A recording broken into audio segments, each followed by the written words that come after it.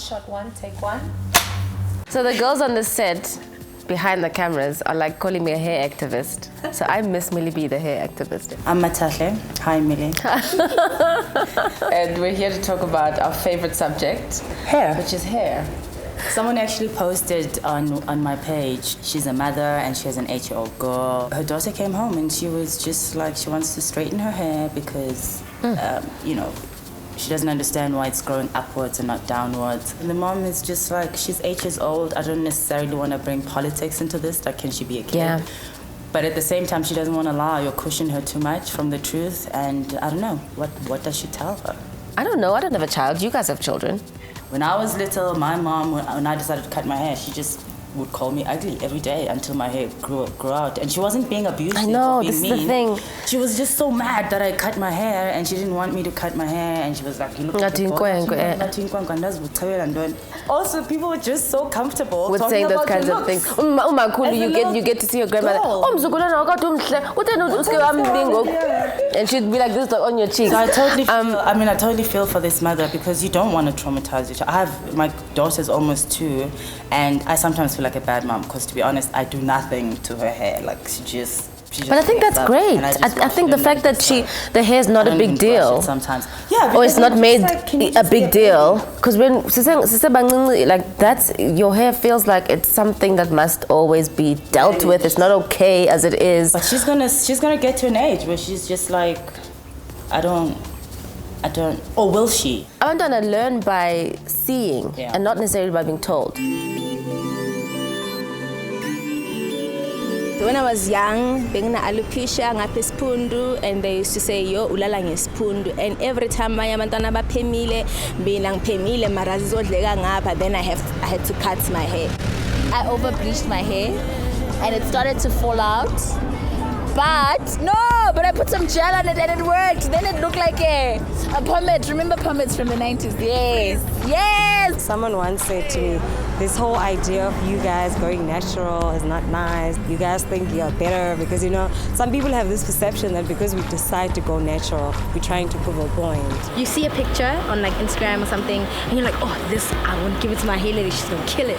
And when you get there and you're just like, okay, what did she do? When you feel it and you're like, I literally just did cornrows that go up and down. And I don't know how you screwed that up. She screwed it up. I once had my hair relaxed and by auntie endlini, and she didn't know what she was doing, and I had like scabs like on my hairline, so I would go to school and put like a hairband to cover it, and then the scabs and they like release those funky yana juices, and then your hair is just like sticky, and that was like the worst week of my life, honestly. Probably when I went bald, I did not like that. It was awful.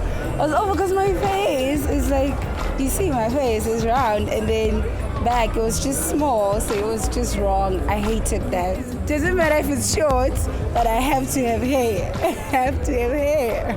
I mean, there was a survey that's recently been done by P&G, by Head and Shoulders, where it says like 80% of Africans that were surveyed, both men and women, feel very not confident. They're not very confident about if they feel like their hair isn't looking good, then it like messes up their whole day. And I can relate to that. Just before I came here, I hadn't cut my hair in a while, so I get to the salon, and afterwards I'm like, I just don't look cute, and then it just wasn't gonna work. That's why I took longer to come, you guys, because I was like, please, so that I can feel confident. It really does mess up your confidence, how you're feeling, and your whole vibe. If your hair is flicking, obviously you're gonna dress nicer, but if you're having a bad hair day, you're just gonna weigh down. I feel like if you can just hide it, it's not that bad. Oh, it's old, so no, I don't want to take it off. It's one of those bad hair days. If I'm having a bad hair day, like I want to go home now. I don't want to be around people. I don't want people to see me take a picture. Yesterday. So I called in sick. Yeah, I literally don't look like myself. I get people going, is that you? Oh, hi, and I'm like, hi. It's very important. How we undo this thing, how we have conversations with our kids is by first understanding what our hair is and how it functions ourselves. Because then you're able to, impart that knowledge onto mtanako. That mtanam, inwele zakho grows up because you live in Africa. It's not a problem to be solved. Like, yes. We must stop talking about our hair like it's this problem that needs to be solved. What are you going to do with your hair? Oh, is it tennis noelle? Like, that's always the language when you people will even say things like, oh, I wear my hair naturally, but if it's special occasion, like it's a wedding, then I'll put out okay, like what are you trying to say right now? And then I completely understand why people end up wearing wigs and weaves and braids and constantly hiding this natural hair, or not being confident to like rock a short hair look, because there's so much attached to every look or every hairstyle that we pick.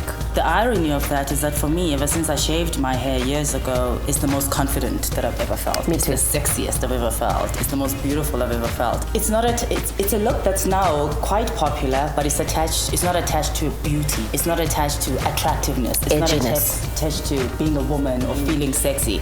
It's attached to other things. Yeah. You're probably a political activism. Yes. They call it the feminist fade.